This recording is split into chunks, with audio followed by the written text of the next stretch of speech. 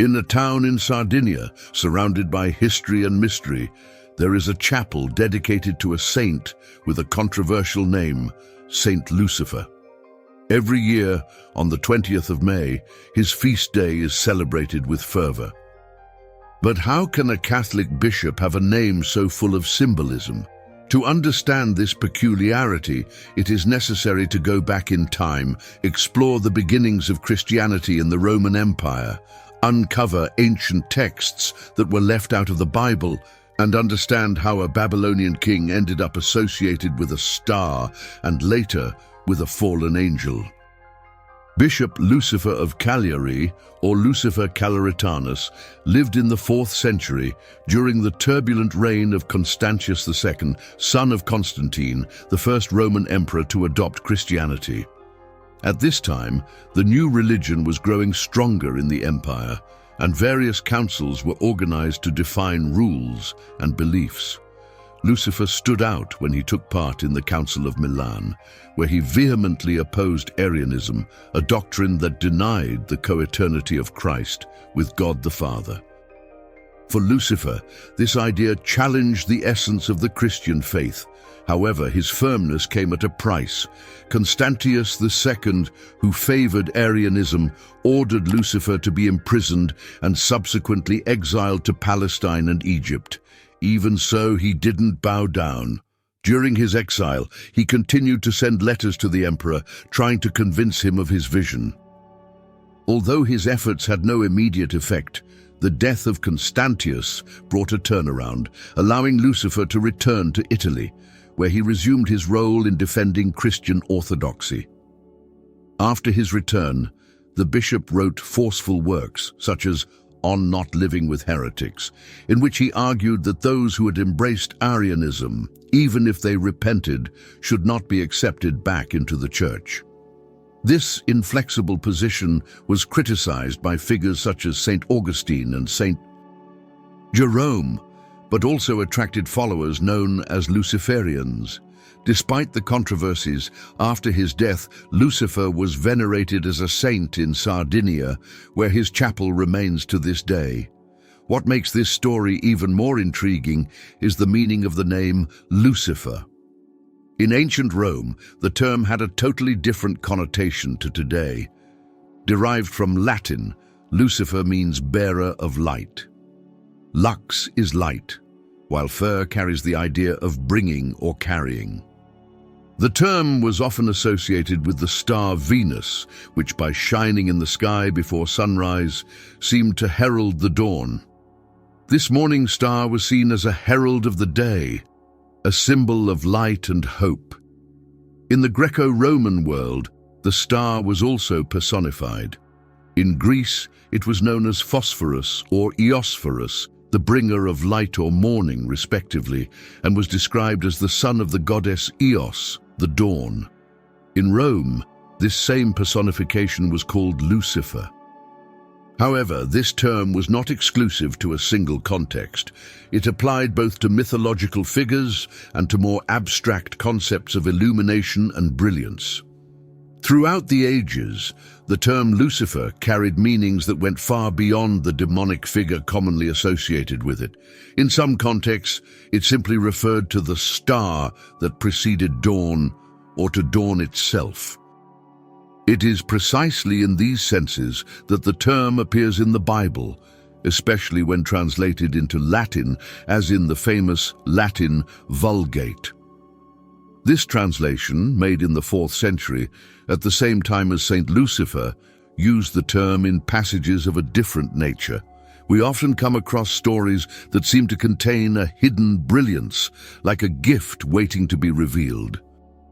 If you feel that there are greater truths behind what you've been taught, the forbidden name of Jesus is a guide that offers a new perspective. It unlocks secrets that can transform your understanding of spirituality. And best of all, you can access it now via the link attached to the first comment. Take advantage of this unique opportunity to enlighten your journey with deep and surprising knowledge. In the Vulgate, Lucifer appears 5 times, starting in the book of Job, where the expression, "Thy life shall rise again as the noonday." The darkness shall be as the morning translates morning as Lucifer. Also, in the book of Job, there are references to constellations, one of which is translated as Luciferum, an inflected form of the term in Latin. In the book of Psalms it appears again, now in a passage that mentions the dawn of youth, translated as Luciferum. Curiously, the New Testament also has an occurrence of the term. In the second letter of Peter, the expression morning star, which in the original Greek was phosphoros, was translated as Lucifer. None of these mentions, however, have anything to do with the devil. On the contrary, they all appear in positive contexts, often associated with hope and renewal, representing the light that emerges after periods of darkness. Even in the book of Revelation, Christ is referred to as the morning star. However, in Latin, the translation used was stellum matutinum and not Lucifer, although the idea remains the same. The connection between Lucifer and the devil comes from another more controversial passage located in the book of Isaiah, chapter 14, verse 12. In this passage, the Hebrew expression Helel ben Shahar, which means bright, son of the dawn, was translated into Latin as Lucifer. This text, however, makes no direct reference to Satan. It mentions the fall of a celestial being in poetic form, and many scholars originally associate it with a Babylonian king who fell from grace. Despite this, from the first centuries of Christianity, authors such as Tertullian and Origen interpreted the passage as an allusion to the fall of an angel, who would later be identified as the devil. Tertullian believed that the passage referred to the devil, while Origen argued that it taught about an opposing power that had once been light. These authors developed the idea that the devil, before his rebellion, was an angel of light. But where does this concept of a fallen angel come from? This idea predates Christianity, although not by much, and is absent from most of the Hebrew Bible or the Old Testament. When it does appear, it is in a limited form and very different from what is known today. An enigmatic example is found in the book of Genesis, before the story of the flood. The passage mentions that when men multiplied on earth and had daughters, the sons of God saw that they were beautiful and took them as wives. The descendants of this union would be the Nephilim, described as heroes and famous men of antiquity. However, the biblical text doesn't offer any more details and quickly moves on to the account of the flood.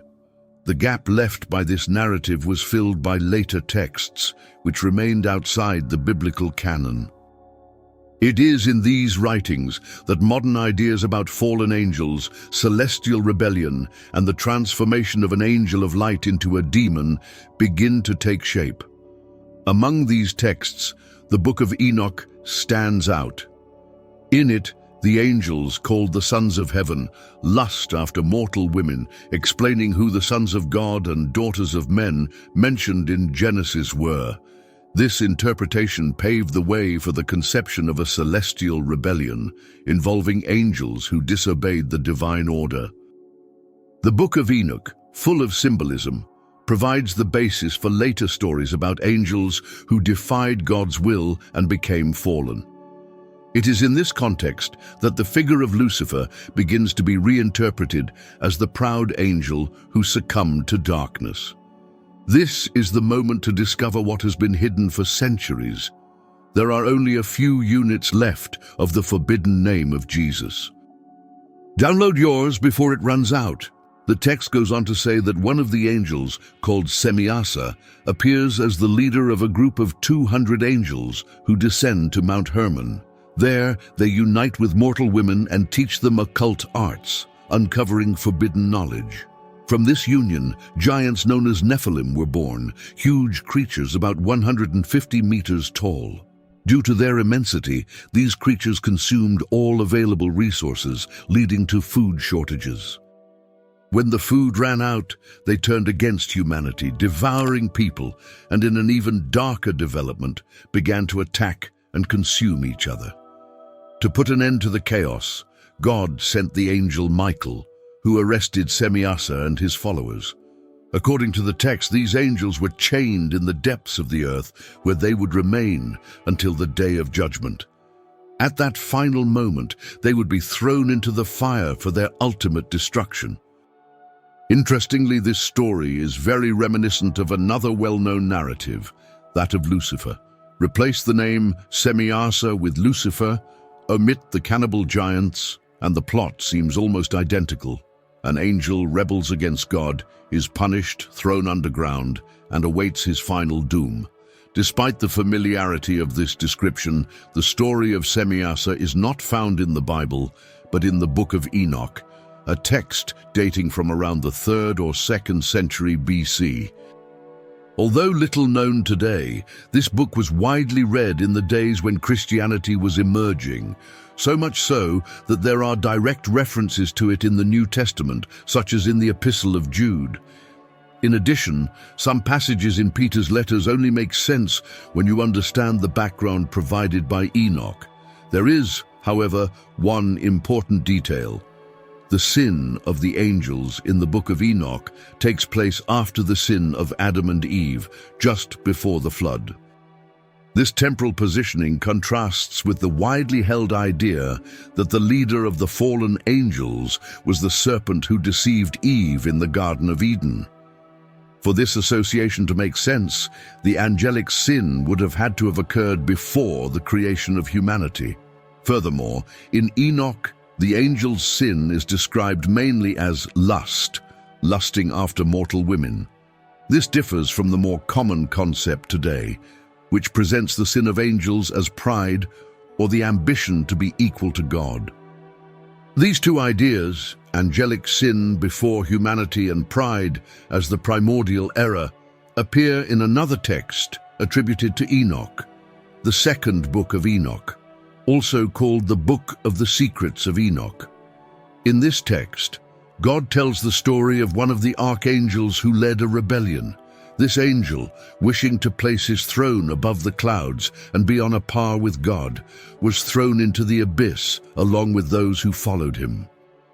The narrative takes place in the first days of creation, between the 2nd and 3rd day, before the heavens were even completed. Thus, this text suggests a celestial rebellion at the dawn of existence. These two books, the 1st and 2nd books of Enoch, have provided the basis for many of the modern conceptions of fallen angels and their leader. However, the link between these figures and the name Lucifer requires a return to the Latin translation of the Bible and the passage in Isaiah 14:12. "How art thou fallen from heaven, O Lucifer, son of the dawn? How you were thrown down to earth, conqueror of the nations." For the Christians of the first centuries, immersed in the ideas brought by Enoch, this passage seemed a direct description of the fall of the devil. However, when examining the wider context of Isaiah's text, this interpretation becomes questionable. From verse 3 of chapter 14, the theme is presented as a satire against the king of Babylon. God promises rest to the people of Israel and describes the end of this oppressive ruler. Thus, in rabbinic tradition and in modern studies, the consensus is that the text does not refer to a celestial or demonic being, but to a human king who has fallen into disgrace. The opportunity to unravel this secret is here, but only for a short time. There are only a few copies of the forbidden name of Jesus left. Don't miss out. Isaiah describes a scene of redemption and role reversal that emerges in the midst of the suffering of the people of Judah, subjugated by the oppressive power of Babylon. In this context, the prophet foresees the fall of the Babylonian king, a ruler who presents himself as invincible, but whose fate will be marked by total humiliation. The message carries hope for Judah. The empire that subjugates them will be defeated, and with it, the oppression will cease. When this happens, the people of Judah will not only experience relief, but will also express their triumph through sarcastic songs celebrating the defeat of the oppressor. One of these songs, according to Isaiah, refers directly to the king of Babylon. How has the oppressor ended? How has the arrogance ended? The tone is one of irony and contempt, highlighting how God has broken the king's dominion over the peoples and reduced him to nothing. Trees that were previously felled by the Babylonians, such as the cedars of Lebanon, are mentioned symbolically, also celebrating the fall of the one who threatened them. The text continues with a dive into the king's fate in the world of the dead, Sheol. There, a vivid image takes shape. Sheol stirs to receive the fallen ruler. Kings of other nations, also dead, rise from their thrones to confirm that the once mighty Babylonian king now shares the same miserable fate. They mock him, questioning how someone so great could fall so low. The music and luxury that accompanied him are replaced by silence and rot. Worms and bugs become his new mattress and blanket, reinforcing the idea of absolute degradation. Within this biting satire comes the crucial passage, "How you fell from heaven, O dawn star, son of the dawn. How you have been cast down to earth, victor over the nations." The text presents a powerful inversion. The king who aspired to the highest throne is precipitated to the lowest place, the abyss of Sheol. His arrogance, expressed in thoughts such as "I will ascend to heaven, above the stars of God I will place my throne," becomes his downfall. This fall is portrayed with irony, using the title Brilliant Son of the Dawn, or Helel ben Shara in Hebrew, translated as Lucifer in Latin. The ironic tone of the satire is evident when Isaiah applies this title to the king. He doesn't do it to exalt him, but to ridicule his arrogance. It's like sarcastically calling someone a genius or a great strategist while criticizing their shortcomings. The fall of the king of Babylon symbolizes the triumph of Judah and other oppressed peoples, reversing the logic of power that the empire imposed. The application of the term Shining One, Son of the Dawn, also harks back to ancient mythologies, such as the Ugaritic myth found in the Baal cycle. In this account, Atar, a figure associated with the morning star, tries to ascend to the throne of the god Baal, but is defeated and overthrown. This parallel reinforces how common the idea of an exalted being falling into disgrace was in various Middle Eastern cultures. The association between the morning star and punitive arrogance finds echoes in both myths and religious texts. Although other mythological parallels are suggested, the central point is clear. Isaiah uses the image of the morning star to reinforce the role reversal between the arrogant king and the oppressed peoples. For the original audience, the meaning was straightforward. The king of Babylon, who saw himself as untouchable, would be reduced to insignificance, while Judah, who suffered humiliation, would be exalted. This message of hope and justice resonated strongly with a people in exile. The relationship between this passage and the figure of Lucifer as a fallen angel only developed later, when Christian and Jewish interpreters, influenced by traditions such as those found in the Book of Enoch, saw in Isaiah's text allusions to a heavenly revolt. The Babylonian king came to be seen as a symbol of the fall of a heavenly being, someone who sought to defy divine authority and was punished. However, in its original context, the text remains a satire on human pride, illustrating that no earthly power, however great it may seem, can overcome divine judgment. This consoling vision was crucial for Judah, whose oppression by Babylon seemed endless. The promise that the empire would fall and that its king would be humbled offered not only a vision of justice, but also of redemption and hope. The exaltation of the humble and the fall of the powerful remain central themes that run throughout Isaiah's prophecy, uniting hope with irony in a fierce critique of the abuse of power. Don't let this knowledge disappear. Units of the forbidden name of Jesus are limited. Get yours now, before they run out. The passage from Isaiah makes it clear in a more contextual and historical analysis that the figure called Helel ben Shahar, translated as Lucifer in Latin, refers to the king of Babylon. The satire unfolds to ridicule the ruler who, once exalted, is reduced to the lowest level, in a portrait of humiliation and defeat. It is difficult to interpret this passage as anything other than a criticism of the Babylonian king, especially considering the political and historical tone that permeates the text. Even among the ancient Christian authors, who saw in this passage a connection with the devil, many admitted the direct reference to the king of Babylon. St. Augustine, for example, wrote that Isaiah represents the devil through the figure of the Babylonian king. Even so, without a deep dive into the imagery of the books of Enoch and the narrative of the fallen angels, it seems unlikely that a text so long before these writings has any connection with celestial beings. Rabbinic tradition, based on the Babylonian Talmud, also points to a political and historical interpretation. For rabbis and later scholars, Helel ben Shahar is an allusion to Nebuchadnezzar, the famous Babylonian king, or possibly to Nabonidus, another Babylonian ruler. Both rulers are seen as plausible candidates for identifying this character, given the context of oppression and downfall that Isaiah describes. However, the story took a different turn when the Bible was translated into Latin in the 4th century.